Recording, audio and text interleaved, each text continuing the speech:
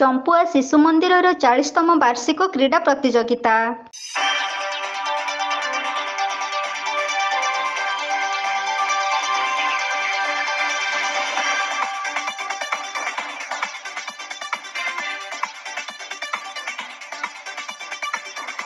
କେନ୍ଦୁଝର ଜିଲ୍ଲା ଚମ୍ପୁଆ ବ୍ଲକର ସ୍ଥାନୀୟ ନେହେରୁ ଷ୍ଟାଡିୟମଠାରେ ଅନୁଷ୍ଠିତ ହୋଇଯାଇଛି ଚମ୍ପୁଆ ଶିଶୁ ମନ୍ଦିରର 40ତମ କ୍ରୀଡ଼ା ପ୍ରତିଯୋଗିତା।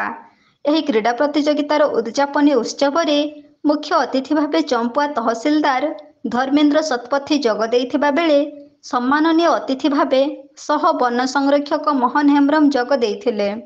ଅନ୍ୟମାନଙ୍କ ମଧ୍ୟରେ ବିଦ୍ୟାଳୟ ପରିଚାଳନା ସମିତିର ସଭାପତି ରମାକାନ୍ତ ପ୍ରଧାନ, ଉପସଭାପତି ସୁରେଶ ଚନ୍ଦ୍ର ମହାନ୍ତ, ସମ୍ପାଦକ ଭୋଳାନାଥ ମିଶ୍ର, କୋଷାଧ୍ୟକ୍ଷ ସଦାନନ୍ଦ ଦେହୁରୀ ଉତ୍ସବରେ ଯୋଗ ଦେଇଥିଲେ। ଖୁବ୍ ଉତ୍ସାହ ଓ ଉଦ୍ଦୀପନା ମଧ୍ୟରେ କ୍ରୀଡ଼ା ପ୍ରତିଯୋଗିତା ଅନୁଷ୍ଠିତ ହୋଇଥିବା ବେଳେ ଛାତ୍ରଛାତ୍ରୀମାନେ ମଧ୍ୟ ଖୁବ୍ ଉତ୍ସାହିତ ଥିବାର ଜଣାପଡ଼ୁଥିଲା। ସ୍ଥାନୀୟ ନେହେରୁ ଷ୍ଟାଡିୟମଟି ବିଦ୍ୟାଳୟର ଛାତ୍ରଛାତ୍ରୀଙ୍କ ଗହଳରେ ଖୁବ୍ ଉତ୍ସବ ମୁଖରିତ ହୋଇ ଉଠିଥିଲା।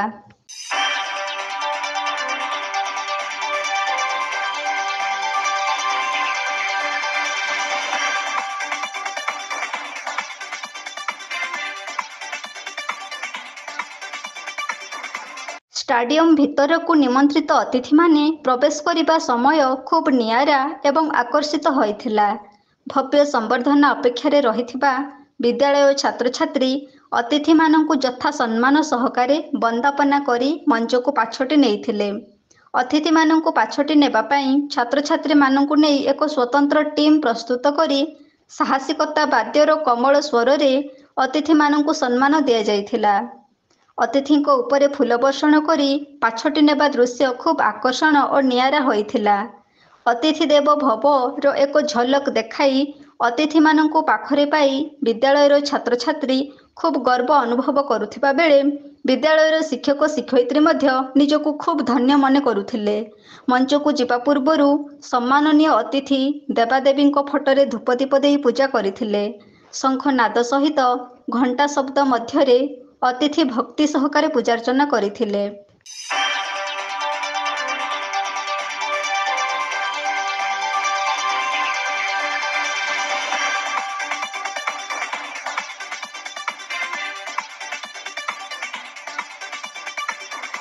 ଖୁବ୍ ରଙ୍ଗାରଙ୍ଗ କାର୍ଯ୍ୟକ୍ରମ ମାଧ୍ୟମରେ ବାର୍ଷିକ କ୍ରୀଡ଼ା ପ୍ରତିଯୋଗିତା ଉଦ୍ଯାପିତ ହୋଇଥିଲା।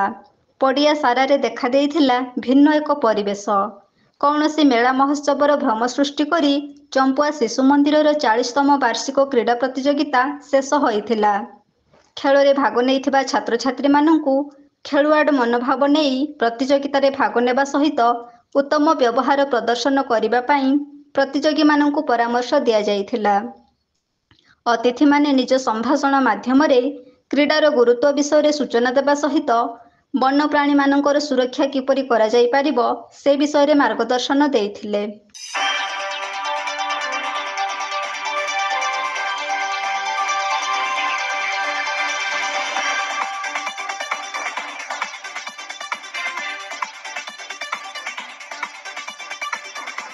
କ୍ରୀଡ଼ା ପ୍ରତିଯୋଗିତାର ଉଦ୍ଯାପନୀ ଦିବସରେ ଶିଶୁ ମନ୍ଦିରର ପ୍ରଧାନ ଆଚାର୍ଯ୍ୟ ଧରଣୀଧର ଦାସ ସ୍ୱାଗତ ଭାଷଣ ପ୍ରଦାନ କରିଥିଲେ।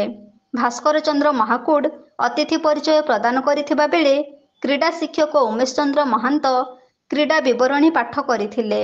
ଅତିଥିମାନଙ୍କ ଦ୍ୱାରା କୃତୀ ଛାତ୍ରଛାତ୍ରୀମାନଙ୍କୁ ପୁରସ୍କାର ପ୍ରଦାନ କରାଯାଇଥିଲା। ଖୁବ୍ ଉତ୍ସାହ ଉଦ୍ଦୀପନା ମଧ୍ୟରେ ଚମ୍ପୁଆ ଶିଶୁ ମନ୍ଦିରର 40ତମ କ୍ରୀଡ଼ା ପ୍ରତିଯୋଗିତା ଶେଷ ହୋଇଥିଲା। କ୍ରୀଡ଼ା ପ୍ରତିଯୋଗିତାରେ ଛାତ୍ରଛାତ୍ରୀମାନଙ୍କ ଖେଳ ଉପଭୋଗ କରିବା ପାଇଁ ସ୍ଥାନୀୟ ଲୋକମାନେ ମଧ୍ୟ ପଡ଼ିଆରେ ଉପସ୍ଥିତ ରହି ଖେଳ ଉପଭୋଗ କରିଥିଲେ। ଛାତ୍ରଛାତ୍ରୀମାନଙ୍କ ଖେଳ ଆଉ ଶୃଙ୍ଖଳିତ ଆଚରଣରେ ଅତିଥିମାନେ ଖୁବ୍ ସନ୍ତୁଷ୍ଟ ଥିବା ଜଣାପଡ଼ୁଥିଲା।